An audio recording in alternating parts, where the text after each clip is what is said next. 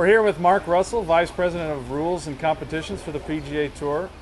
Now, we've had a lot of incidents lately where, because of high-definition television, we see some sort of violation, or somebody thinks they see a violation and calls it in. Now, some people get very upset by that. They don't like the idea that somebody at home sees something and calls it in. You're the guy that half the tournaments out of the year gets to deal with those calls. Where do you stand on that? Well, you know, Jeff, the biggest question to me is, how do they get our phone number?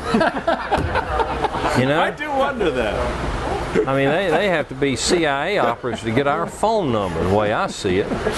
But 99.9% of the time is totally bogus.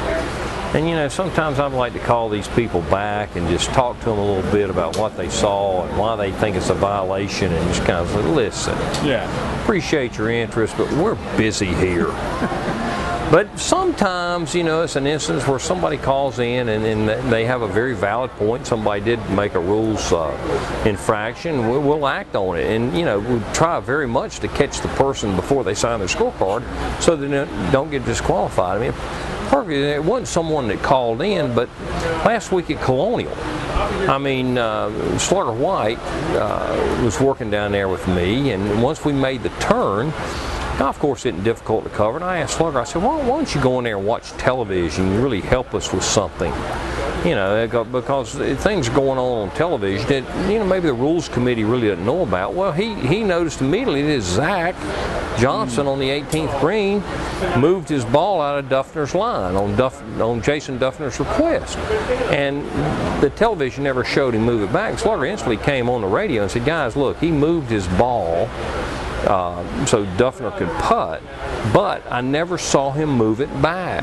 So it kind of sent a little panic in us, so we sent John Munch up there immediately to talk to Zach after he finished. Sure enough, he did not replace his ball and caused him from getting disqualified. And that would have happened, Jeffrey, as you well know, I'd still be in the media center down there explaining it in Fort Worth, Texas. But you know, we were on the spot there, and it saved Zach from a disastrous situation, monetarily and embarrassing for golf in general. Yeah. But you know, that was a situation that Rule 6 states that the player and his caddy are responsible for knowing the rules of the competition. And I'm amazed there that someone didn't tell him to put that ball back. Yeah. First of all, it's Zach's responsibility, bottom line. Yeah. But if I ask you, Jeff, how about moving your ball? It's in my line. I'm gonna make sure you put that back.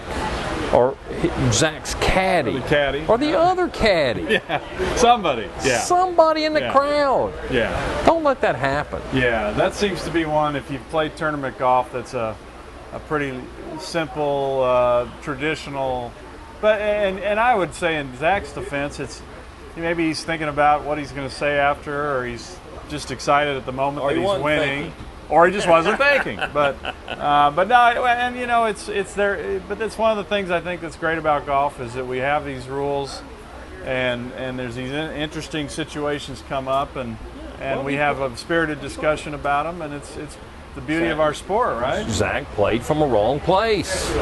2-stroke penalty, and in a situation where it's a serious breach, it could be disqualification. I mean, you do something that's 100 yards where you gained a tremendous advantage on the field, you can be disqualified for that. Yeah. But once again, it was discovered quickly, and it was handled, and you know, I think the golf gods gave him a 3-shot lead.